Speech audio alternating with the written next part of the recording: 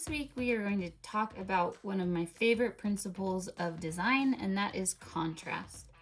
You can achieve contrast in an art piece in a lot of different ways, and we are going to talk about 4 different ways today.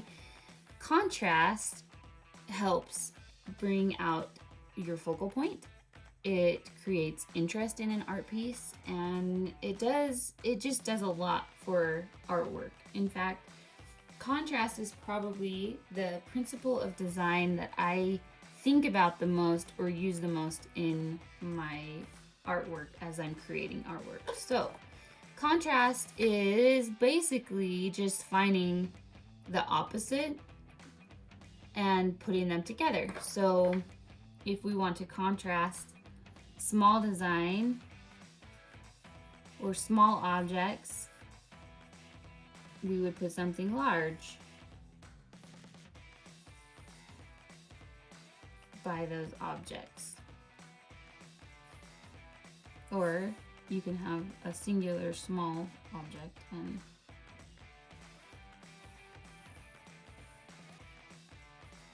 something large.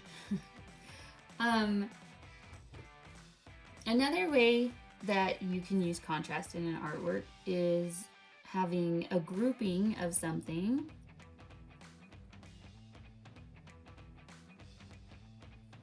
and then having just one of that something.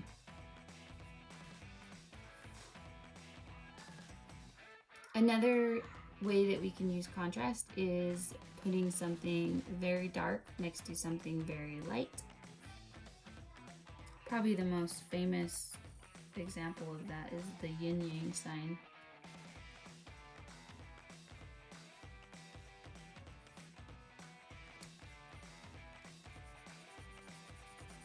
Which is a great example of balance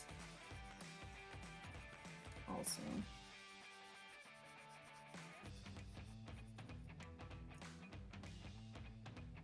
What is something dark and light that you can think of together?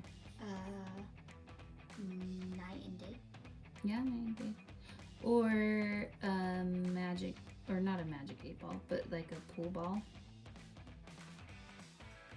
I think it's the 8-ball. I'm pretty sure it's the 8-ball. Of all of the contrasts, the one that I use the most is definitely dark versus light. I will always put the darkest darks and the lightest lights where I want you to focus your eyes. And then another one that's fun to use is long versus short. So I can think of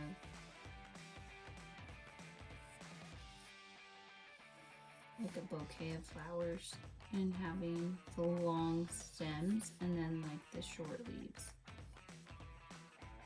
So those are just 4 different ways, but virtually you can make anything contrasting. If you created a list of artworks, like, just tell me some words. Soft and hard. Soft. Just, you don't have to do the opposite. Just give me a list of words that you think of. Watery. Wet.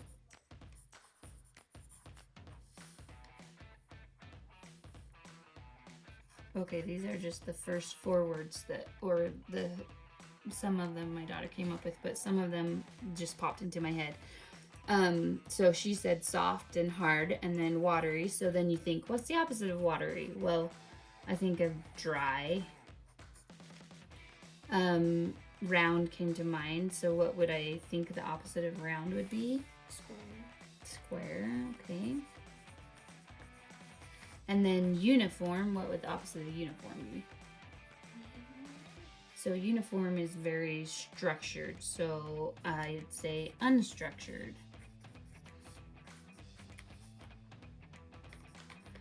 So you virtually can come up with a list of words, and then you can come up with a list of opposites, and that will help you to develop contrast in your art piece.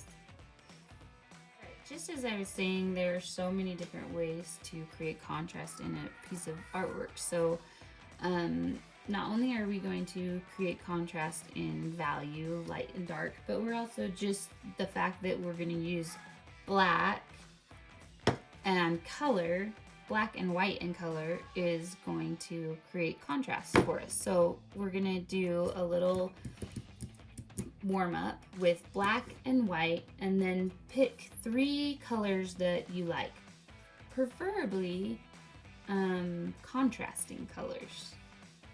So I am looking over here and I'm thinking that this one, this bright green, and it's kind of a warm green, so I think I'm going to choose a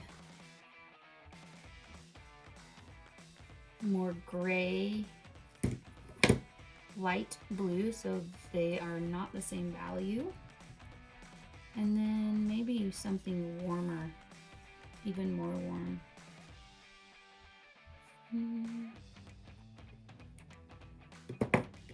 Okay, these are the colors I'm choosing.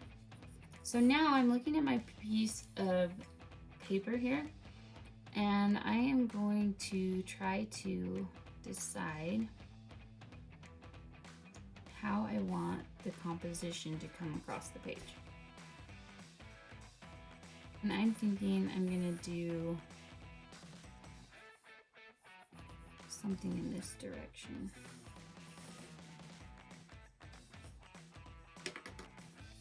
The first one I'm going to work with here is going to be my green color. And for this one, I'm going to spread it on.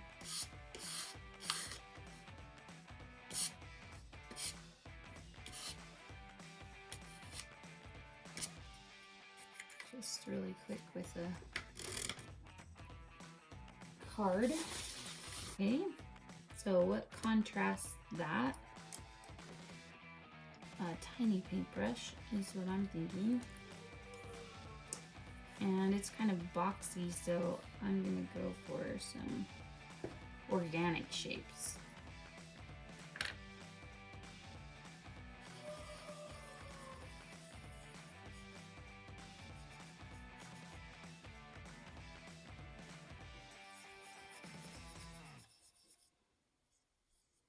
So just to let you know, and also to give credit where credit's due, this project was adapted from another project found in the book Paint Lab for Kids by Stephanie Corfey.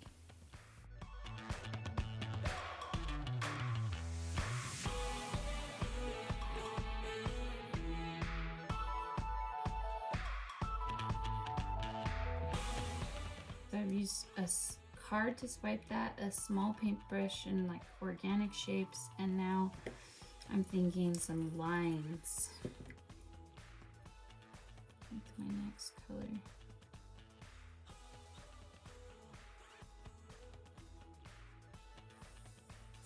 That is so light, I am going to have to add some.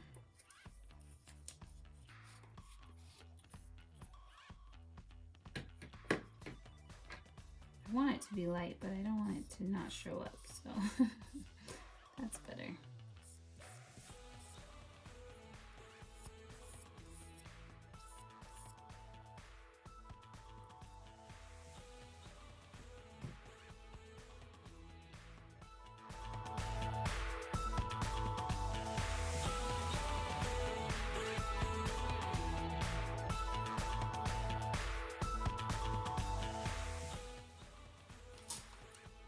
So next you can either do this with paint or a Sharpie marker, but I'm going to use paint because I don't want to have to wait for it to dry. And if you're going to use Sharpie marker, you need to make sure that it's completely dry before you go over the top of it. So now, I don't want you to overthink this. I just want you to dive in. I'm going to get a little bit bigger paintbrush though than that. That is too small. All right, so now with the black, we're just gonna go in and we're just gonna add some mass shapes, and kind of follow the same shapes that we did with the color. So maybe I will use my scraper again and kind of do the same things.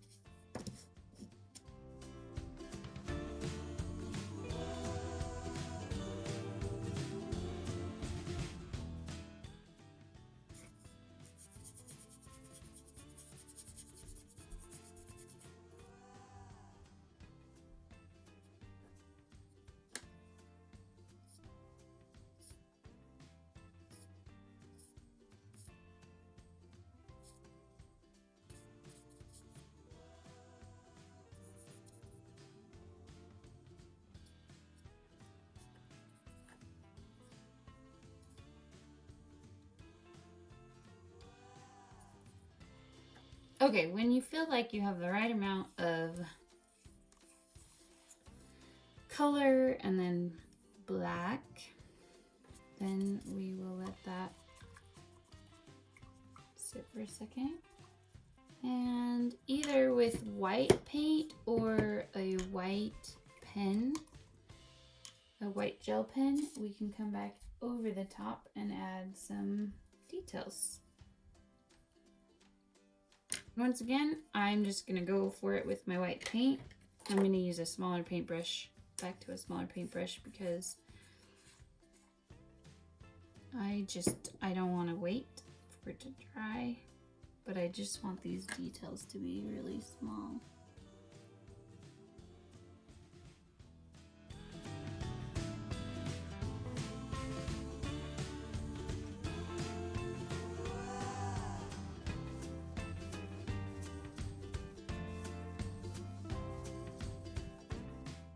The one thing you have to be careful about is what I just did, and not being patient, is try not to smear the colors too much.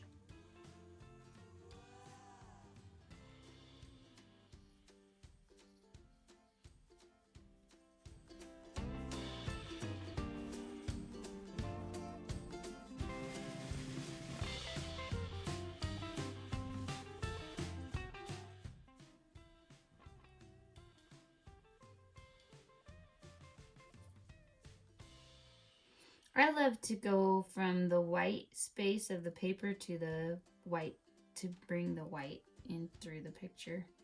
It feels like it connects better with the negative, the positive and negative space, and I like to combine that intentionally.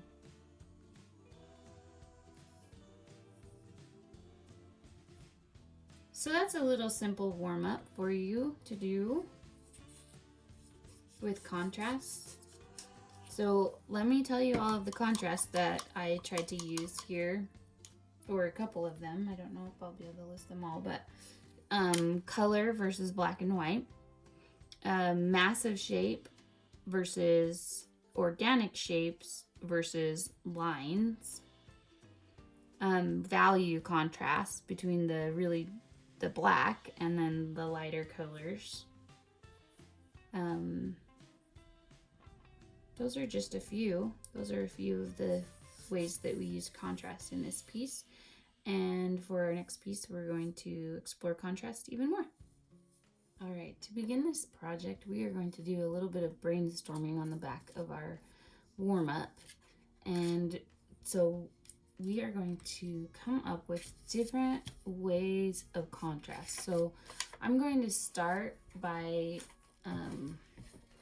listing the elements of art. And then we're going to think of ways to contrast within these elements of art. Line, shape, color, texture, value, space, and form.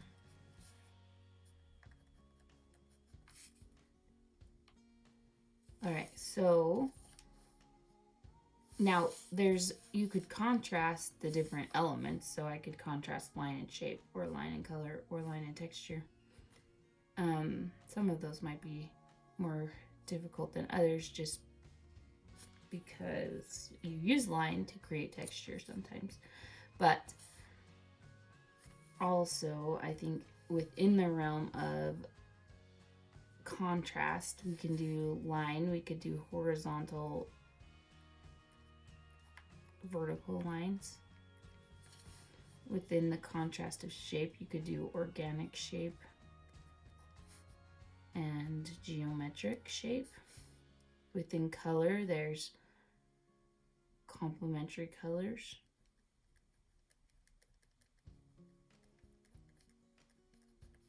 There's also pure colors and muted colors.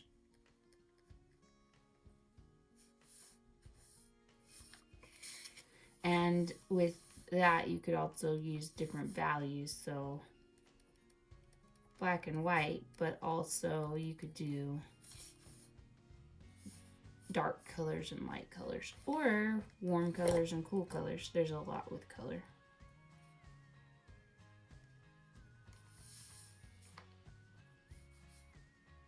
Texture would be actual versus implied.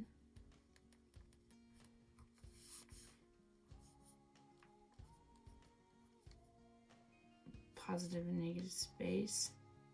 I would say form would be 3D versus two-dimensional, which two-dimensional is a shape. But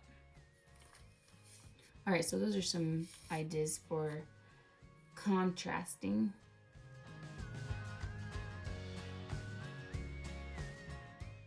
That's a good list to get us started. Oh, I just looked over here at our worksheet and I saw one more, so small versus large. I meant to put that on the shape one, but I guess you could think as far as line is concerned, you could do thick and thin. So, all right, so there's a couple of ideas. Now we're going to center ourselves. So I like to take a few deep breaths before we get started and kind of tap into how I'm feeling this morning.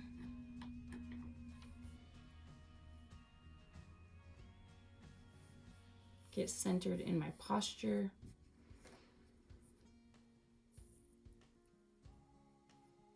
And in the space that I'm in. Tap into my senses. What I'm smelling. What I'm seeing. What I can hear.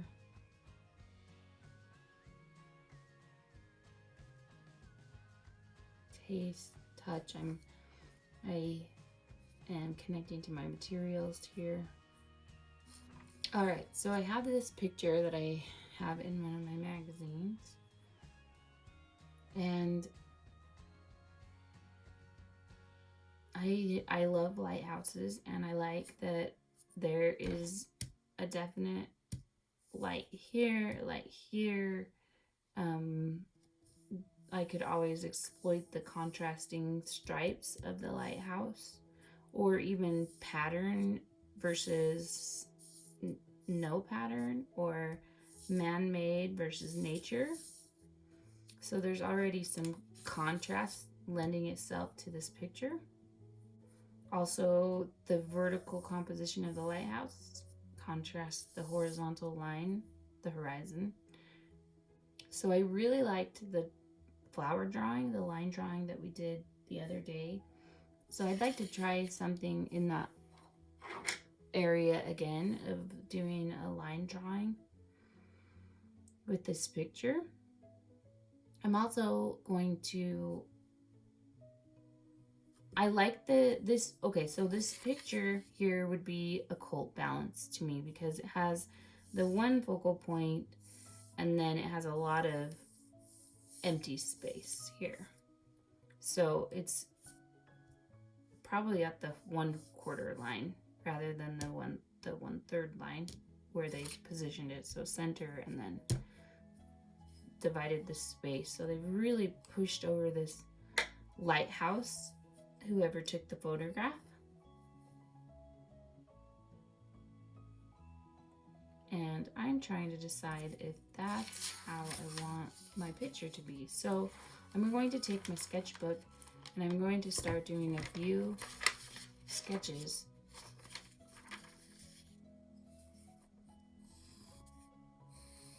to decide my composition. So I wouldn't pick every single thing on our list to contrast. That's not really, it's very broad. And so it's better to have one goal, one type of contrast. But I think it would be kind of fun to create this overwhelming contrasting picture of, and try to put as many contrasting things, contrasting elements that you could in there.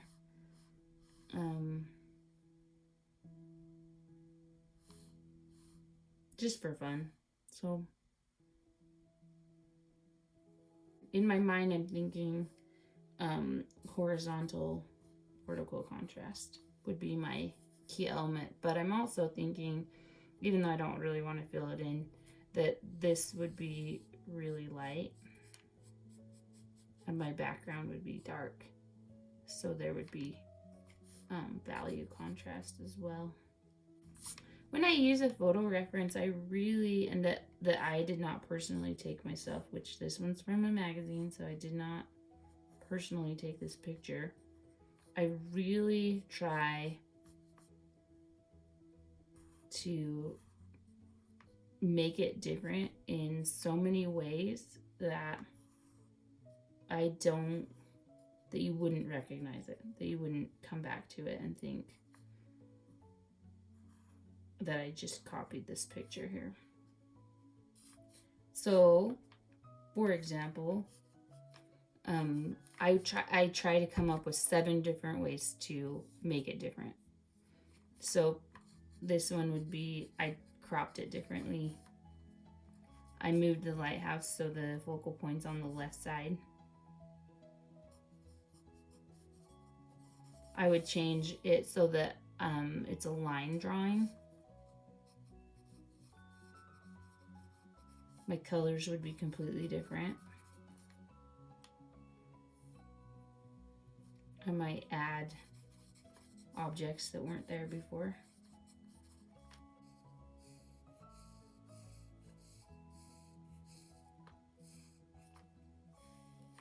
Could be stylized.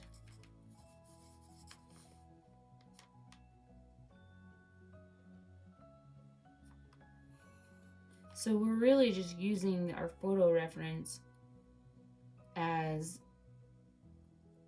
we're using it to help us, not to paralyze us or trap us into making it look exactly alike. Okay, so I'm thinking that I'm gonna go with this one or this one. Haven't decided yet, but let's go through this list and think of the ways that we could use contrast. So line horizontally, this lighthouse makes a line horizontally and vertically, but I could expose that even more by adding more horizontal lines in the background.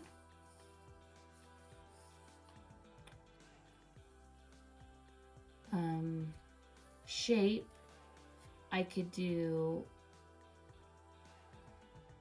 I was actually thinking two-dimensional versus form. So making this have a lot of form by adding shading to it, but then doing a really flat background. That would contrast the lighthouse with the background. Color, I could do a complementary color scheme, or make the lighthouse pure colors and then make the background muted colors.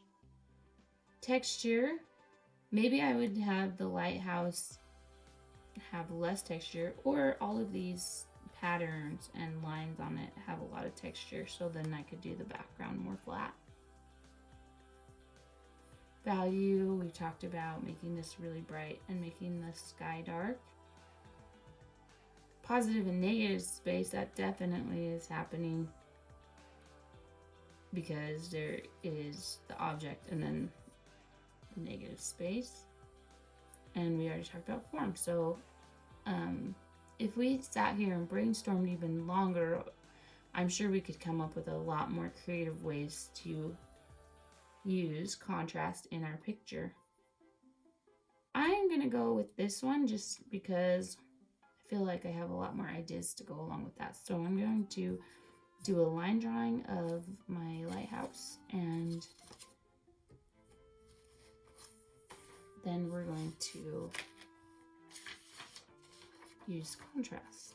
All right, so that I am not being too fussy, I am going to go ahead and just draw this in with my pen, but I am going to kind of get an idea of how big I want it.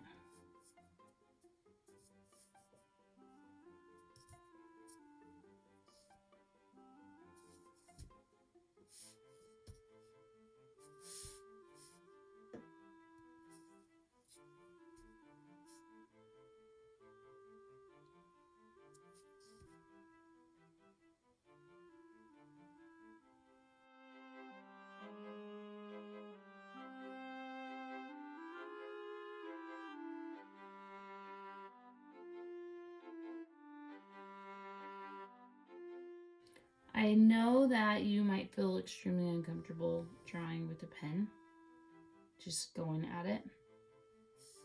But here's the thing.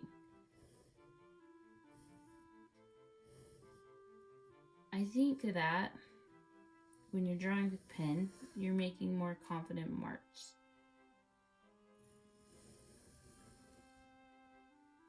I think that you learn to draw better because you can't erase. And I really like the look of lots of lines and kind of the thought process of the artist when they're drawing. You can kind of follow where they went, where their eyes went. And I feel like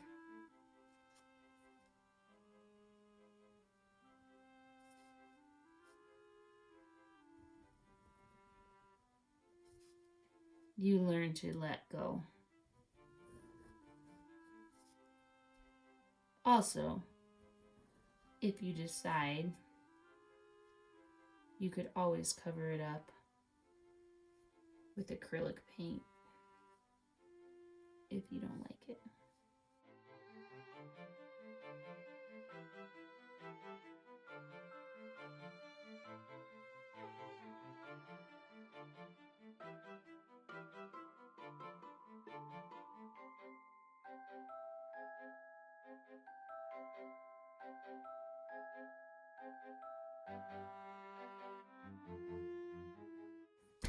here is an idea for contrasting. So I can either take and do lines, like my line drawing, and then when I draw in my background, I could do solid shape also. So that is another idea with this, which I think I'm gonna go with.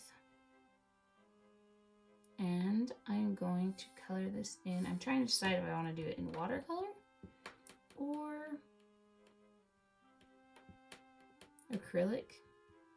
I'm going to start with watercolor, and if I don't like it, then I'm going to add acrylic over the top. And I'm also thinking that I am going to exploit the vertical lines, and so I have all of these like little vertical lines, and so I'm going to try and do a lot of horizontal lines in the background. So that's the two things that I'm going to really focus on are line versus shape, and then vertical line versus horizontal shapes in the background.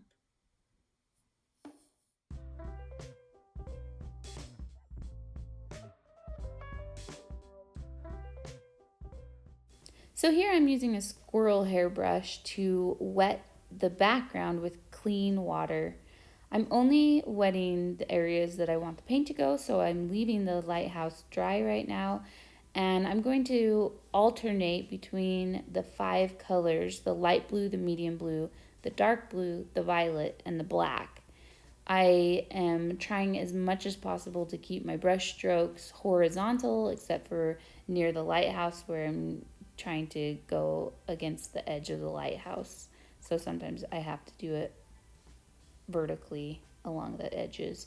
But I'm trying to keep it as much as possible horizontal. I'm working into the wet background, and I just continually alternate between those colors, adding horizontal lines.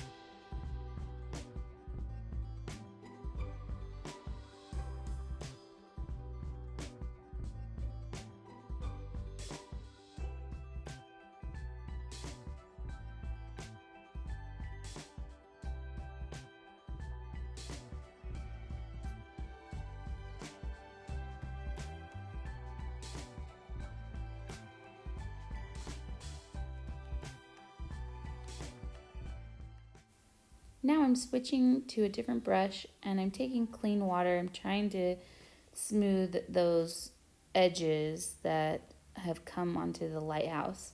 I have to be really careful here that I don't wet areas that I don't want to get to bleed, because every area right now is wet. You can tell because the paper's still shiny. And so if I don't want it to bleed into the lighthouse, then I should not wet it.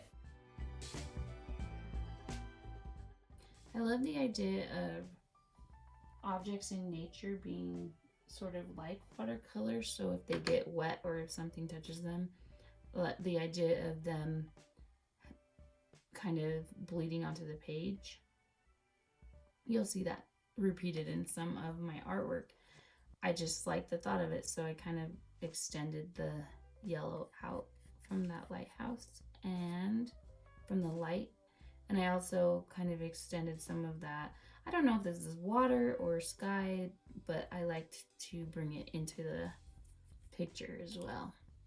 I like the idea of things relating to each other. Everything affects everything else around it. So I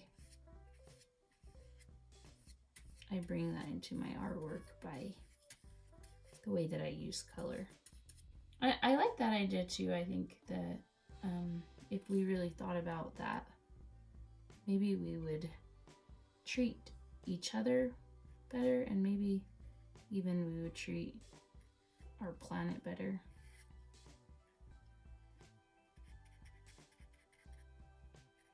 Knowing that we affect other people and other people affect us, and we affect our environment as our environment affects us.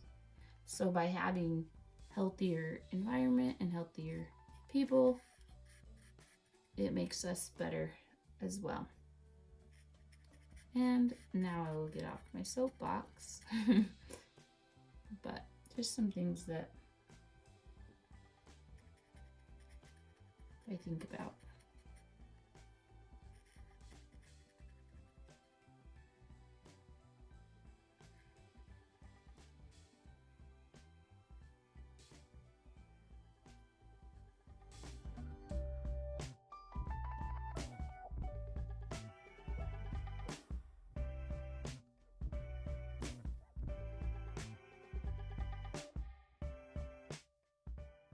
So this part, the black I'm doing right now, was actually the white in the picture. But I really like this area, and I think it makes a good white, so where the color bled into the page. So I changed it.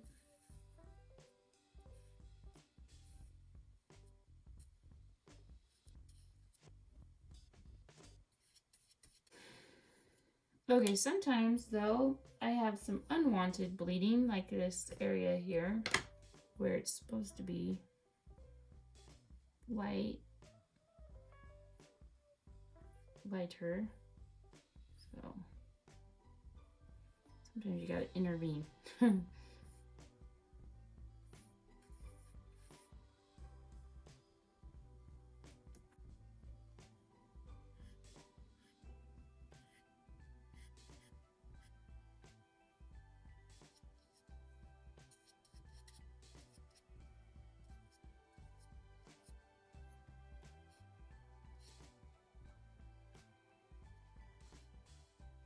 So I'm adding a little bit of red here into the lighthouse because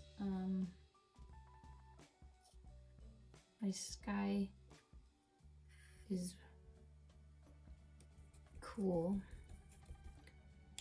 and so I'm trying to add some warmth into the lighthouse. I don't want it to be the main contrast here, but just helping it out a little bit.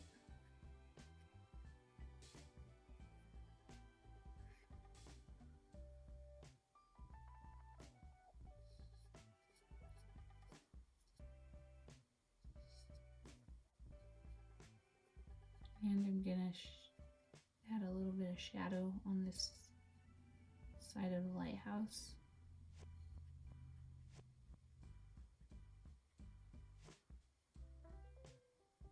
To give it a little more form here.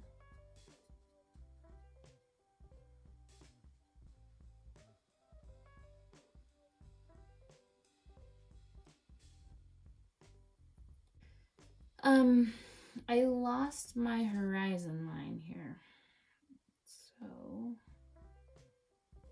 I think I'm going to come back in and make that more distinguished.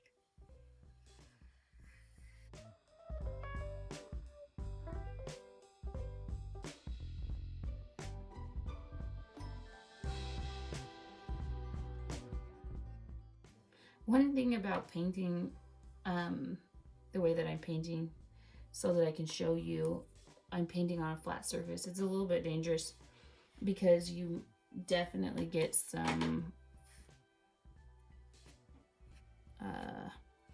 unintentional foreshortening because of the way that you're looking at the piece. It's always better to have the piece propped up. So where, if you can do that, if you can lean your piece up either on the wall or at least even on an easel that props it up a little bit. It's harder with watercolor because watercolor is such a fluid medium. So gravity is can be a challenge, but I might not have this line actually horizontal because of my viewpoint as I'm creating this. So some things you might need to do a little differently by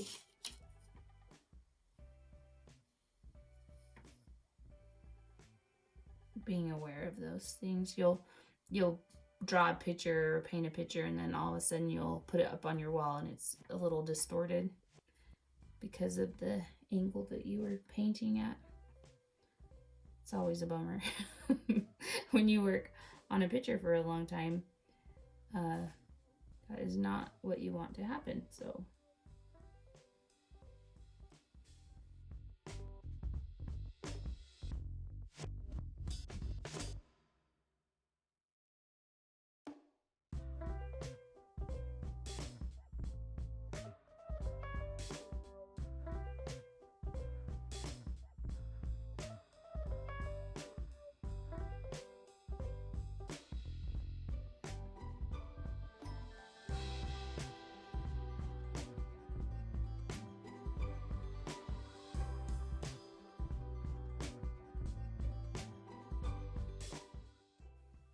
So remember, my contrasting element is vertical versus horizontal.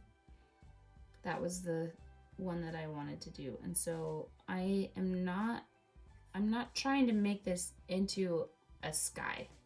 I'm not really trying to make it realistic. I'm just trying to emphasize those vertical lines and the horizontal lines. So yes, I know that a sky wouldn't normally look like this necessarily. But honestly, I think that when you do projects like this and you try to go away from the photo reference and the realism and you try to add artistic ideas into it, that's when art becomes really exciting. It's really fun to challenge yourself. It can also be very scary.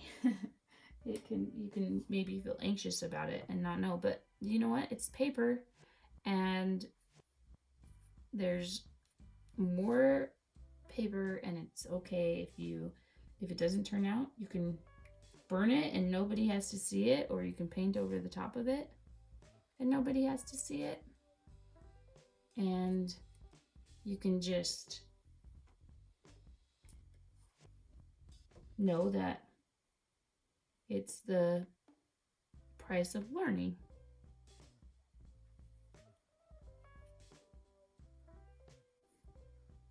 So I have my watercolor paper really wet. And because of that, because I didn't pre-stretch my paper and wet it, and then I'm getting a lot of wrinkles, and that can cause these blooms that you don't want. I don't really want this circle right next to my focal point. It would have been really cool if it would have turned out right on the circle. Right on the focal point. But that's not what's happening here. So, I'm just being aware of it and trying not to make it stand out too much. But every time I go over it with my paintbrush, it's picking up color.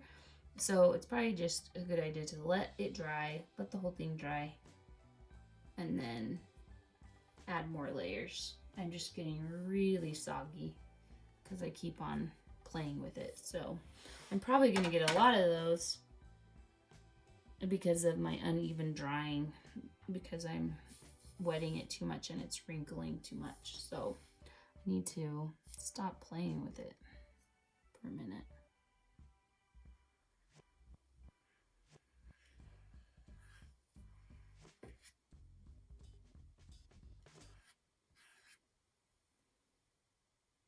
So once I started adding color to it, I really started losing the lines that I had drawn before, and that's kind of crazy because I'm using watercolor, so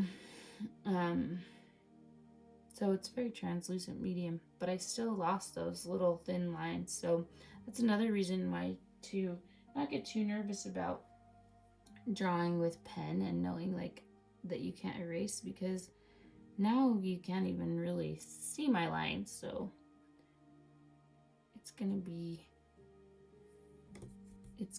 fine, and it's just part of that process. It's how you got here. Another thing that I think is kind of funny about this, as I'm just sitting here trying not to play with it but doing a terrible job of not playing with it, is it's a lighthouse, and I think lighthouses are really cool during the daylight, but obviously they're useful at night. And so I was going for a nighttime scene, and so I was thinking that the contrast would be in the dark sky and the lighthouse would be lighter. But right now, as I'm looking at this, it is the opposite of that. It's darker and my sky is lighter. So I might have to keep adding layers in the sky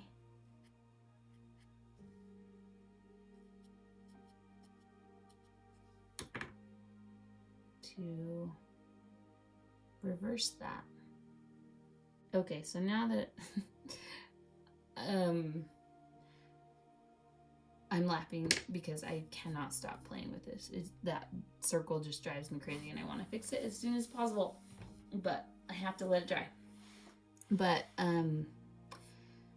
as I'm looking at this, I really like the watercolor streaks through it, and I played with it so much that I lost those little streaks and didn't let it dry. So if I had to do it over again, I would really try to be more patient. But I think once this dries, I am going to come back through and add more of those streaks that are not blended in, because I like them. I think they're fun. And I want the sky to be darker anyway. At least the top of the sky. Maybe I'll fade it so that the top of the sky is really dark, and then as it goes down, it gets lighter.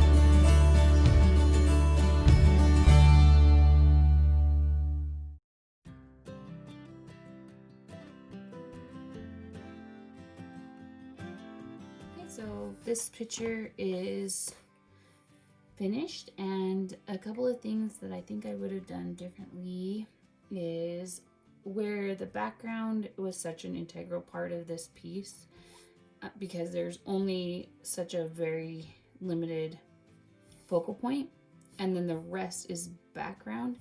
I think I would have masked this out with some tape or masking fluid and then done the background first, and really now that I know what I want, I would have done some fun lines through it and then let it dry and then add more lines through it. That way the horizon line would connect all the way through and it wouldn't feel so choppy at the edge of the lighthouse, and I think I would have got a better line on the lighthouse. So I think if I did this again, I would definitely mask the lighthouse out, do the background, get it really really cool so that the negative space is just as important as the positive space. I would have done the background a little more thoughtfully. And then I would have come in and done the lighthouse. I like how the lighthouse turned out. I just feel like it could have popped out better with a better background, which is really hard. It was really hard to do those lines across without starting and stopping right at the edge.